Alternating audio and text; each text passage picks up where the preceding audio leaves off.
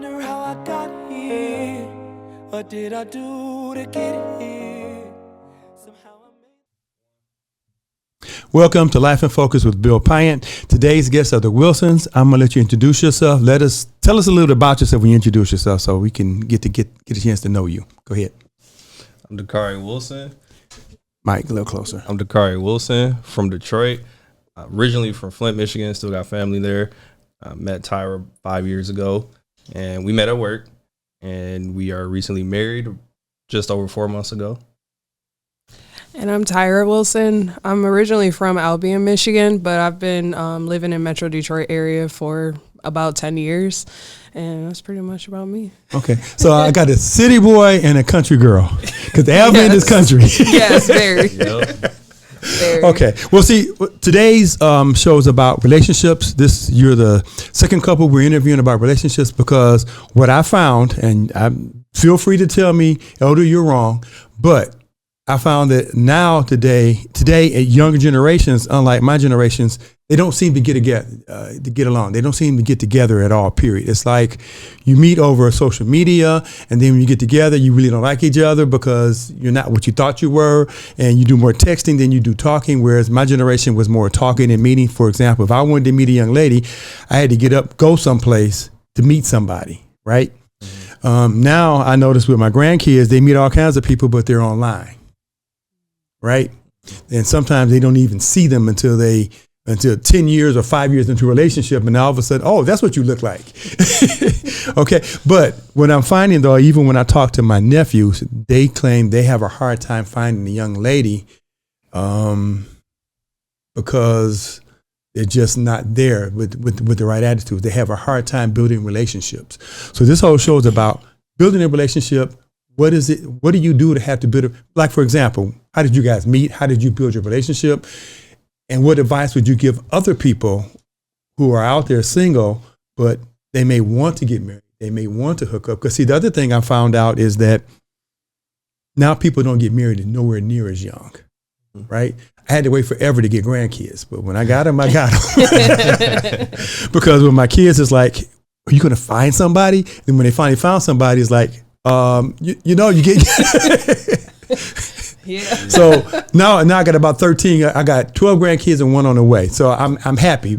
And my kids say, "Okay, Daddy, this is what you've been asking for." So I make a point to get to know them, because, like I said, people my age, grandkids are like how the Bible put it, a jewel in your crown, right? To me, they're very special. And the thing about them is I get a chance to spend time with them that I couldn't spend with my own kids, because I was too busy trying to put food on the table and making sure they were raised right. And now with my grandkids, it's my kids' job to raise them, and I just spoil them, right? They'll come by and I'll fill them full of sugar and send them home. My grandparents do that. They do that too. Because like I give them ice cream and cake before I feed them dinner. My kids like, "Daddy." Yep. Or they'll say stuff like, "There's no way you would let us get away with that." Yep. Yeah, but I let them get away with it.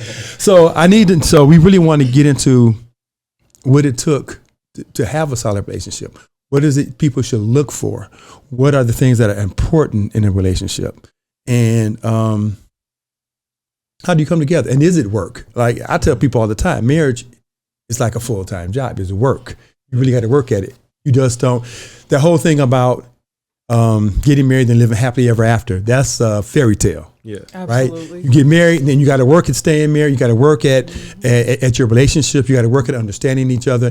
And if you try to do it biblically, you got to work at trying to do it the way it's talked about in the Bible. And the other thing I'm finding is a lot of people don't even know what's in the Bible. I had witnessed to a lady and I tell this all the time, how I witnessed to this lady at Lowe's, and to her, marriage was something that I never heard of, right? To her, she didn't want it because her whole idea of what marriage is skewed. So who wants to go first? You want to rock, paper, scissors for it? Let's do it. Rock, paper, scissors, shoot. Rock, paper, scissors, shoot. Rock, paper, scissors, shoot. Okay, go first. All right. Okay, So we'll get your mic a little closer to you. So we met at work. So for us, our experience was a little bit of the traditional and also the more current generation that we are a part of, which is social media. So we started the same day. We're in the same hiring class. It's casual, it's friendly. Funny enough, neither one of us wanted to have a work relationship, but she ended up. Second. I'm gonna put it like this so that I can make sure we get you. Go ahead. Okay, so we ended up. She reached out to me on a social media platform, which is very normal and common for our generation, and then we just met up. So we went out. Her friend was with us. It was a good time, and then we pretty much just continued to talk every day after that. But it was pretty authentic. It was organic. It wasn't forced. Didn't feel scripted. It was a genuine interest in wanting to get to know about the other person. Okay. So after that initial time hanging out, we started setting up our own separate dates, just us two. And when I say like we just kind of decided to just keep talking, it was just like after that initial conversation, it was never a day where we didn't talk. After that, it just kind of flowed, honestly. But Okay. it wasn't difficult or anything to make the connection. I think that starts with the individual and just being confident in yourself, and you just present your authentic self to that person, and whether they receive it or not, you're just okay with it. So, But I have a question for you. Were you looking for a girlfriend or were you looking for a wife at the time, at the time? neither. So I think that actually is what helped us get to this point, though, is I didn't go in with any extreme expectations. I didn't go in like, hey, is marriage or bust, or I need my next person to be my last person. It was just, okay, this is a nice person, friendly, great personality. It's easy to talk to each other. So I didn't really set any type of expectation. I think that worked in our favor in approaching it that way. But it also was still intentional though. So it was, okay, are they bringing anything of substance? Is it any depth to the conversations? Are we talking about real life and real ambitions, or is it just superficial? Okay, I'm gonna ask you another question. This is gonna put you on the spot, so you might get mad at him to what he says. Okay, now the theory has it right that usually the first thing that men are visual, right, and that what attracts us to a woman is usually sex appeal. So is that what attracted to you her the first time when you first noticed her? Is that why you noticed her? Yeah, and I will argue that So he's not in trouble. Good answer. Okay. I will argue that that's the case for everybody. So I think everybody is superficial to an extent, but I don't think that's necessarily. So what made the difference? I'm not saying it's bad or good. That's just what is, right? Yeah. But what made the difference? Did she do something? I mean, like, what made it jump from being the good to, wow, this is a nice person? Yeah, it was. What made that jump? It was the substance behind the conversations, really. Because, I mean, we all come across people who are attractive to us, but you can't connect with every attractive person. But with her, she had the looks, and then the more we talked and hung out, I was okay, she actually has good values. She has, like, good. So you purposely looked for, can I put it this way, Christian values in her? Yeah. Oh, Okay. yeah, absolutely. So if they weren't there, it would have been like, sorry, Yeah. beautiful house, but nobody home. Yeah, exactly. Because you come across a lot of attractive people, but there's nothing to them. They don't really have good morals. They don't have good values, good principles. So that's the finishing piece right there. Okay. So now, this is me. Okay, and like I said, if I'm out there in left field, just say, earth to elder, and call me back. Okay. Okay. Now, with my wife, right? When I met her, and we started talking, she revealed who she was to me, and that really made a difference. Because I remember meeting certain women. They always play games, and it's like didn't last. And I could tell after about a couple of weeks whether or not this was going somewhere. To be real with you, right? So I would just dismiss it. but she had the ability to reveal who she was, right? I was attracted to her for, I would say, all the wrong reasons because, she looked good. Wow.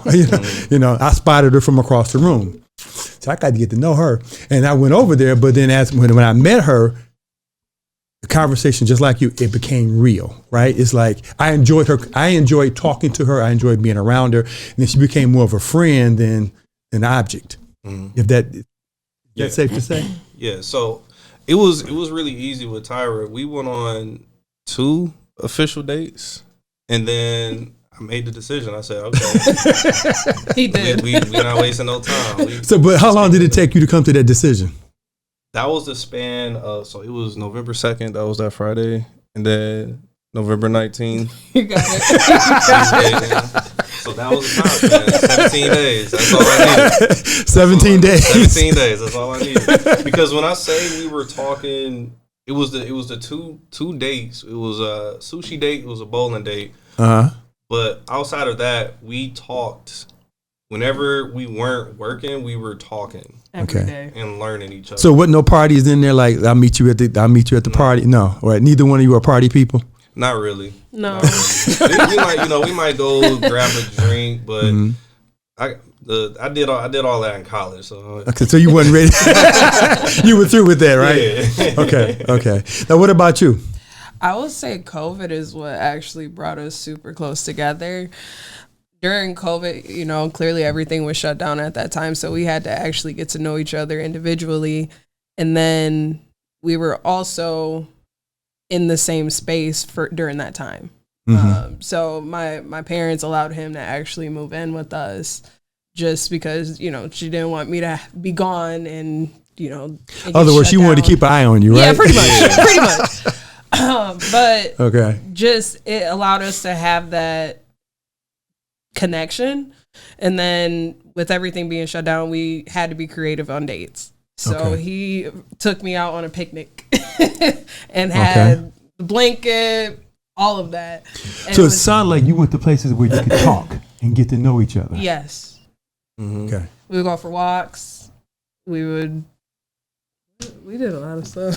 Yeah. During COVID, I'm like, we had to be creative though. We went skydiving. Oh, okay. That was one of our things that we did together. And that was a fear of mine. And he was there the whole time.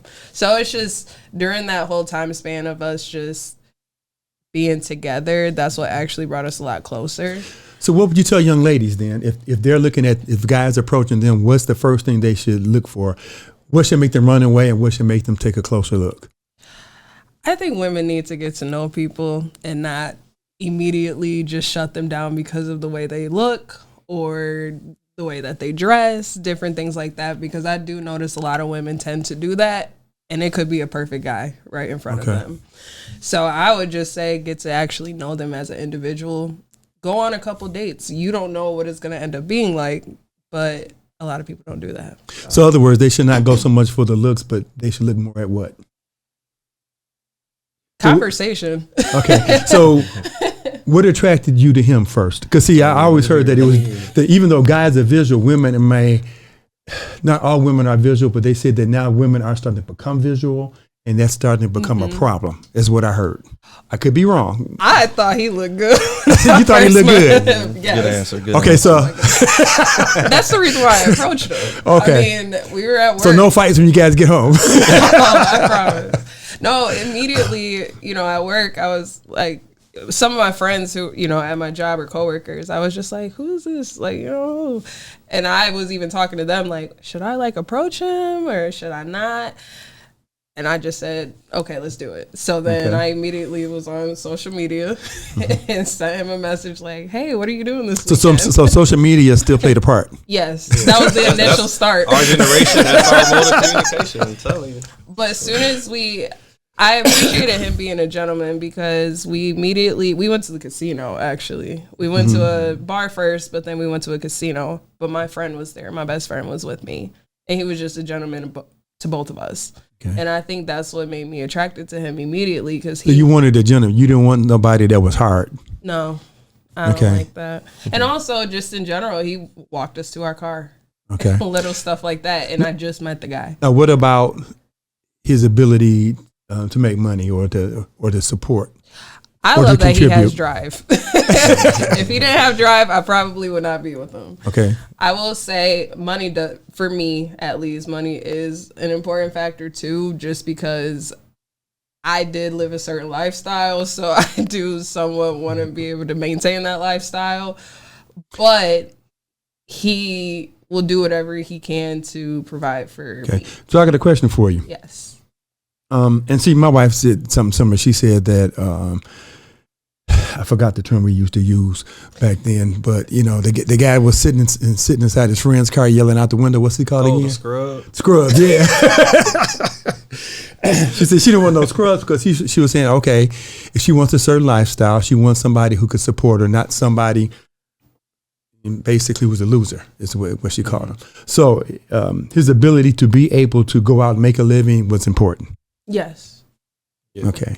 And Not if so much. I'm sorry, go ahead. If I could go back to, because I don't think she get herself enough credit. So when you asked her about what women should look out for when guys approach them, she never gives herself credit because she did actually approach me first. She did. And that was that actually increased my attraction to her, for her to do that, because to the point she made, a lot of women sit back and wait, or their fear of rejection holds them back. But the fact that she put herself out there and just went for it. So other words, you're saying she brought stuff to the table. Yeah, she came right out the bat. Like, hey, what are you doing this weekend? You know, let's exchange, you know. So other social words, media. women nowadays should not be afraid to approach a guy. I don't think so. Think so. Because, and that's not to say I would have never approached her, but the fact that she beat me to the punch, it was, you know, that's refreshing to see, you know, Okay. especially in our current generation, I would say, for sure. So other words, let me get this straight. Looks important, right? You have to have some attraction. Two, the ability to conversation. The other words, be able to connect. Now, would you see the Bible talks about being equally yoked? When I know we don't think about it in terms of being equally yoked, but would you say that when you approached each other, you guys were equally yoked in terms of what you wanted, where you were headed, your ability to support yourself, and also in your faith? I say yes, especially with the faith part. I grew up as the You call time. Okay. We was talking good. I was like, okay. So the Bible talks about being equally yoked. Now, would you say that you guys were equally yoked in terms of where you were headed, what you wanted, in terms of the ability to support yourself, to support each other, and in your faith? Who wants to go first? Okay, I guess I'll go first. I would say yes. The reason why is because with Dakari, he a Christian man. And that's a very important thing for me. I grew up in the church.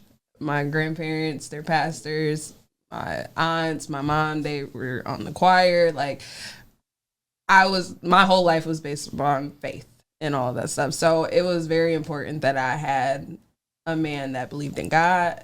And that was like my number one requirement for my relationships. So. What about you? Yeah, I agree. It's strong. The faith in her household, they don't play.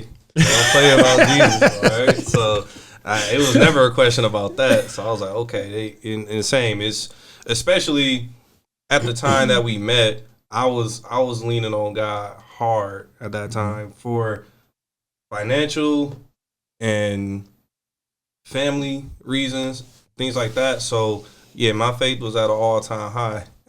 So would you say that's a good thing for you to actually have to go through something, and then God has to guide you out of it or get you out of it, that helps build your faith and get you ready for a relationship with another person? Oh, absolutely. Absolutely. I would say so, because well, if I'm speaking for myself, but I would argue for, you know, most guys, you can't lead your relationship, you can't lead your family or excuse me, or your household without having faith, having good faith. So for me, yeah, going through things, and I have been through other trials and tribulations as well, but for that to happen at the time that it did, and then for me to meet Tyra at the time that I did, it was almost serendipitous.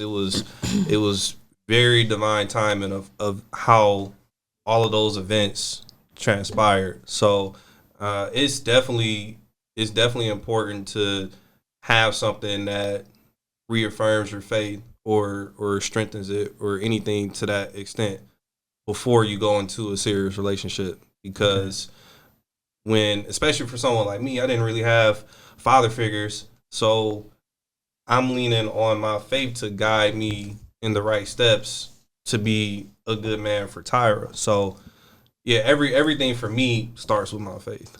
So one other question. Nowadays, I would like to say that I wish everybody could take their route, but now we have this thing with blended families. Mm-hmm. That seems to be more the norm than the abnorm. Blended family. There's nothing wrong with blended families, because if you look at the church itself is a blended family, because you got the Jews who are descendants through Abraham, then you got Christians who are adapted into the body of Christ. So the church itself is a blended family. What would you say if a guy was to approach a young lady who already has kids? Well, I experienced that myself. So I grew up in a single parent household, but then my mom eventually got married, and both she and the guy who became my stepfather, they both had their own kids. So we moved in together. It was his 2 sons, and then me and my sister, and then they had a child together. We were all in the same 2-bedroom apartment together. So 2-bedroom apartment. 2-bedroom apartment. That's tight. Yeah. So the boys had a room, parents with the newborn, and then me and my sister were in the living room. So the blended family experience for us was definitely a challenge for a multitude of reasons. But I'm no stranger to it. But I will say, again, if the 2 individuals want it to work, it will work. So one question: should the parents get to know the other kids first before they make that move? Yeah, absolutely. And my mom was extremely protective of me and my sister. So we didn't even meet him until I think they were already dating for a few months before she even invited him over to meet us. Okay. And then it was still another. Well, now it was some circumstantial matters that kind of expedited them moving in together. But I think had that not happened, we probably wouldn't even had got to that point of moving in together for probably another year past when it actually did happen. But again, financial reasons kind of sped that up. Okay. So she was very cautious about just bringing guys around. Like she wanted to find her husband. She wanted to marry, but she knew that while she was just dating, she didn't want to just rush to have a male presence around who wasn't a good presence to have around. So again, I think blended families work as long as the people are intentional and mindful of that. But should that take some upfront planning before they not just get married and say, okay, hey guys, guess what? Here's your new stepdad, or here's your new stepmom. Don't do it that way. No. There has to be a level of trust and comfort, and honestly, the kids have to approve. Especially me and my sister, we were both teenagers at the time, so she knew that if we didn't approve, she wouldn't keep talking to him. So it was. I can kind of see that because I have 2 sons, and if something was to happen to me and my wife tried to hook up with somebody else, she'd have a hard time. Yeah. and when they were home, my oldest son was like, "Who is you?" Yeah. And my sister was worse than me. I thought I was tough. My sister, nobody got approval from her. So it can work, but it's a lot of work. It's a lot of work. Like you said, if they're mindful that the kids involved have feelings and are going to have opinions about it and be emotional about it, as long as they make that the priority and make sure that the kids feel safe and at least understood in the situation, it can work. Okay. So let's get back to you two. So now you guys, it sounded like COVID was a good thing. Now, I'll be frank with you because we do counseling. A lot of people who were married, COVID was the end of their marriage. And it was the end of their marriage because they were together too long and too much. They couldn't escape each other, right? And it was kind of funny because I know some friends who are like that, right? They got to hang out with the boys and then they come home be with the wife for a little while, but then she gets on their nerves and he has to leave again, hang out with his boys and vice versa. Whereas with me and my wife, we were more like best friends. Now, how important is that to you two that you are each other's best friend? Or are you not each other's best friend? I can't assume that. I would assume that. I think we have to be best friends in order to have a successful relationship, because we needed to have somewhat of a friendship, even though we did speed up with the timeline. However, we cared about each other so deeply. The intimacy aspect, would come later, but we try to get to know each other as, people, as individuals.